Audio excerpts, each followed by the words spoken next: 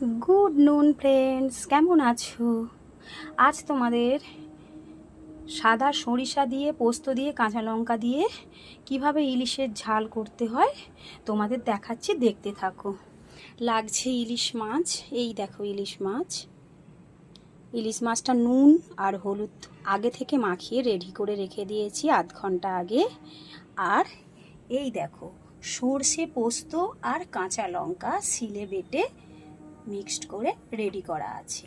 তো কড়াইতে তেল দিয়ে দিয়েছি। এই দেখো তেল আমার সম্পূর্ণ রেডি। এই যে মাছ, ইলিশ মাছটা দিচ্ছি।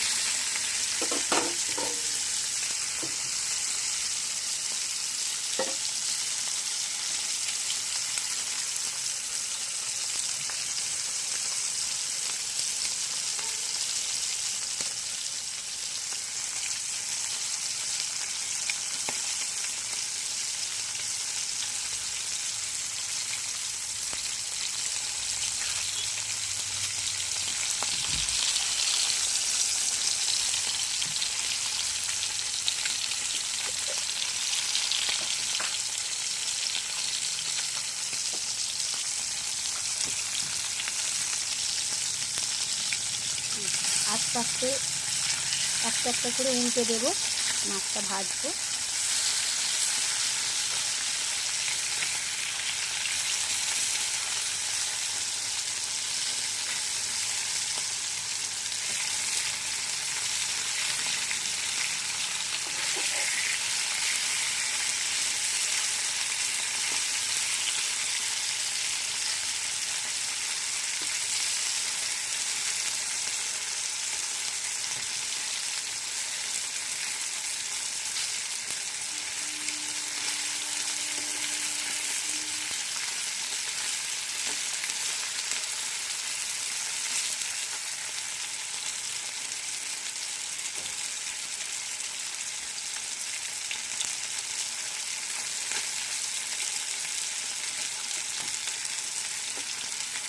মাছটা বেশি কড়া করে ভাজবো না, হালকা করেই ভেজে তুলে নেব।